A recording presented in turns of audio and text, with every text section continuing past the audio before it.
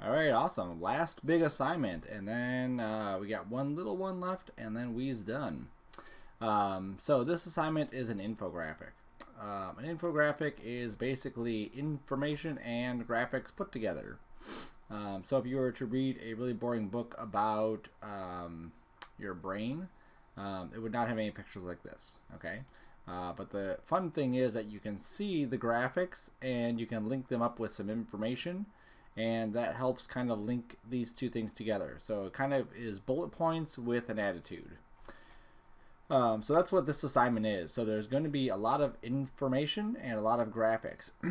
Now, just like the previous assignment, you can do the bare minimum, and you can take somebody else's infographic and just simply copy their stuff. Okay, so that's like if you wanted just the regular points, you could do that. If you want some going beyond points, then you can start to push yourself a little bit further.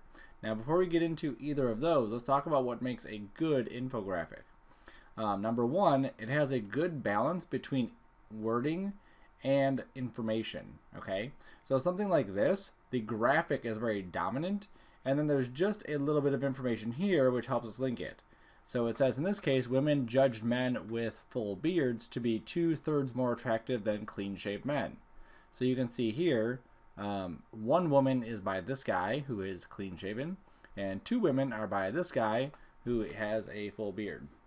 So that's where they're getting the 2/3, it seems.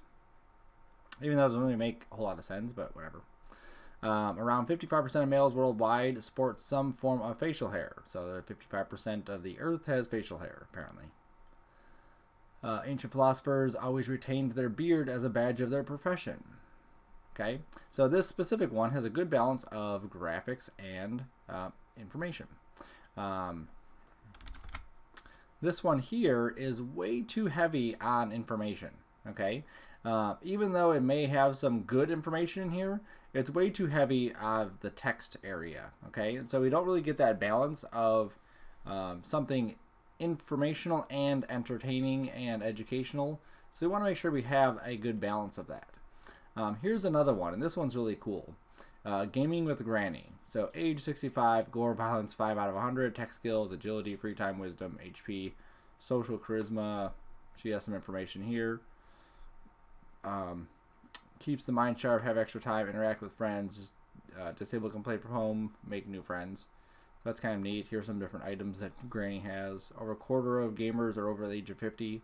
So lots of cool graphics, lots of really neat information, and it's laid out in a really interesting fashion. Okay, so that's a really good balanced one. The colors are pleasing too. Okay, notice the dark kind of muted brownish color back here, and then we have more of a midder brown, more of a brighter brown, orangish almost. And we have all these little icons here, Granny, the blue, the characters. Here's really bright colors. Okay.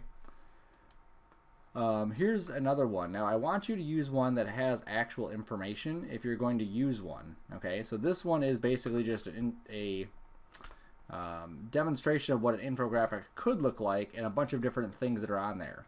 Now, one of the neat things about this is if you look at it, you'll actually see a lot of the same elements that we've already discussed. So stuff like this little icon, we've done that before. Remember the logo icon? We've done that, so we know how to do that. Things like this are simply just strokes, so we can do that. We can do this kind of stuff. We can do this kind of stuff. We can do that kind of stuff. Okay, so we know how to do a lot of the graphics. It's simply doing them in a different fashion. Here's another one that's really cool. A lot of information, but also a good balance of graphics. Now in this one, notice how the brain in the background is divided into 3 sections. And that corresponds to the 1, 2, and 3 right here. So they actually have reasons for them being different colors. And then the rest of the graphics are basically whites or like muted whites. Like these guys are not vibrant white. Okay, so that's other ways you could do it. Oops. Here's another one. Again, just a different way to kind of lay it out. Oops, I already clicked that one. All right. So depending on which method you decide that you want to do, if you're going to create your own or you're going to use one of these, make sure you have those same elements. Now, if you are making your own, you're going to start off with this. You have to do a little bit of research and then start just writing things down. Okay, so this one I just jotted down for different ways or different facts about the brain. So reading aloud promotes brain development. So then I would have, you know, some sort of graphic with a book and then making the brain stronger. Left-handed or ambidextrous is their corpus callosum is 11% larger than right-handed people. That's kind of a neat thing. Learning new things changes the brain quickly. Music equals incredible ability to learn. So these are just random facts that I found online about the brain. And these are things that I could use inside mine, not that one, inside of mine to have some sort of information and then some graphic next to it. Okay? So once you have these, then you can start to go through and start to sketch out some different elements. So these are just different elements of a infographic. It's turned sideways, but you can see there's a pie chart, there's some people, there's money, there's some bar charts here, some graphs, some arrows, hanging signs, angled signs. That's a thermometer, little icon, United States. Okay, so that's where it's all going to start. Okay, so once you have your idea of where you're going to go with this, you're going to go into Illustrator, make a new document. This one's going to be 8 inches by 12 inches vertical. CMYK color, create. Okay. And then this will be where you start it. Now you want to start with, let's say for instance, let's say I'm going to do this beard one. Okay.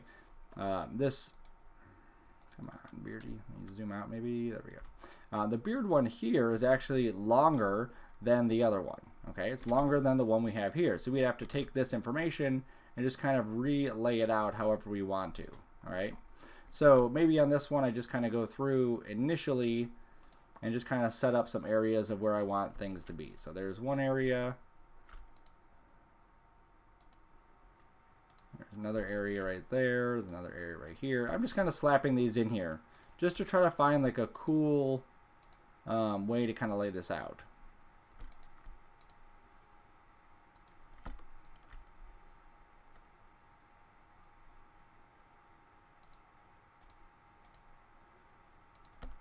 Maybe down here I'll throw in 3. There we go. I'll have the third one right there.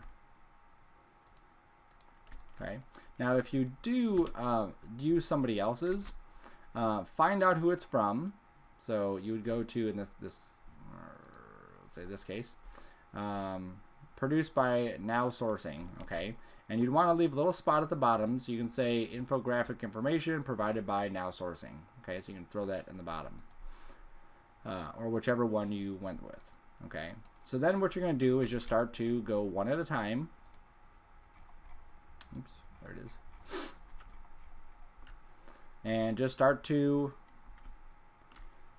write out the information and then draw out the characters using the same techniques that we've talked about. If you look at especially like these kind of characters, they have that differentiated stroke width on them. So something like this, you can see where there's some thick spots and some thin spots.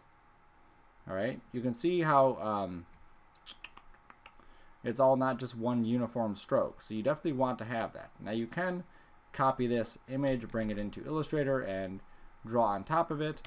You don't have to do that though. Okay, as long as the graphics look nice and smooth and consistent, that's ideal. Obviously we want a title in here too, so you'll put a title up there. Make sure whichever font you've chosen is pleasant to read. If you look at a lot of these, you'll see that a lot of these are actually sans serif fonts. And what that means is that there's no fancy stuff on them. So like this one is, I think this one is a serif. Yeah, this one is a serif, so it has these little like feet and little curvy pieces on them.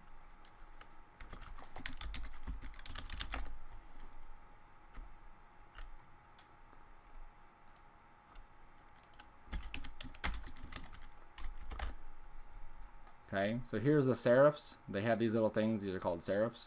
And sans serifs do not have that. So you can see the difference right here.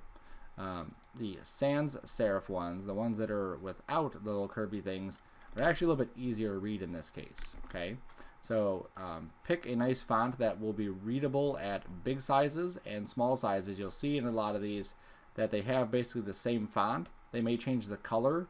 They may change the bold or non-bold areas of it.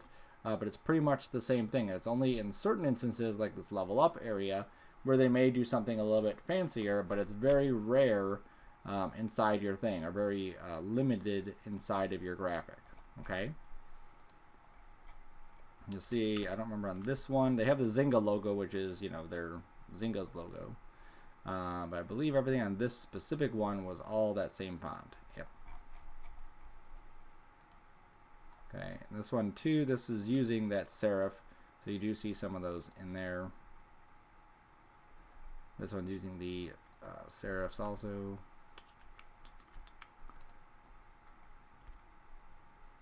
Okay, if you can't zoom in to read the information, then don't write the information in there. Okay. Cool. So that's it. That's going to be your last assignment. Now I don't want to go into too much of this because you don't need it. At this point in the class, you should be plenty comfortable with using the pen tool to draw paths out, whether they're straight or whether they're curvy. You should be plenty comfortable with using basic shapes like squares or rectangles, like rounded rectangles, or rectangles that you make rounded with the ellipse tool, with the polygon tool, star tool, those ones. You should also be comfortable with using the shape builder to kind of cut out different shapes, right? So we've gone through that. So if we didn't want something like this and we want a hole in it, then we could have a hole in that shape. We've also used the Pathfinder, so remember that one. Let me just make this a different color. Stick up the white.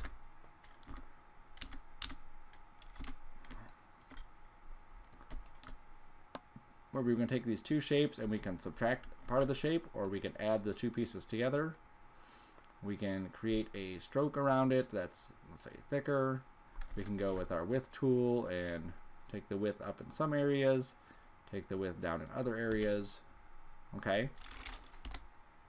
So we've gone through all of this. Now you can get even fancier and do some shading on these. You'll see that a lot of these do have flat coloring, especially with this one. It's basically just like completely flat coloring.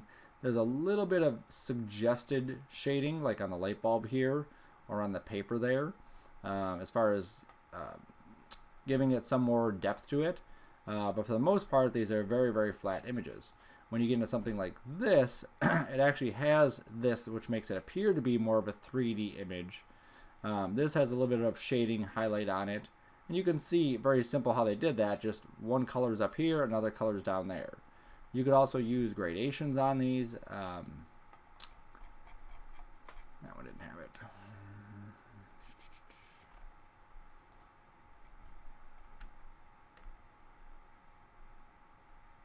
There we go. So this Beard Facts one has some different gradations inside it. This one has a bit more shading done on their characters. Here's one that has some more shading done. Okay, so you can go and explore these different things to try to play around with it. Okay, so once you're done, you'll drop that into your Dropbox folder, and then we'll move on to the very last assignment, which should take you probably about 15 minutes to do.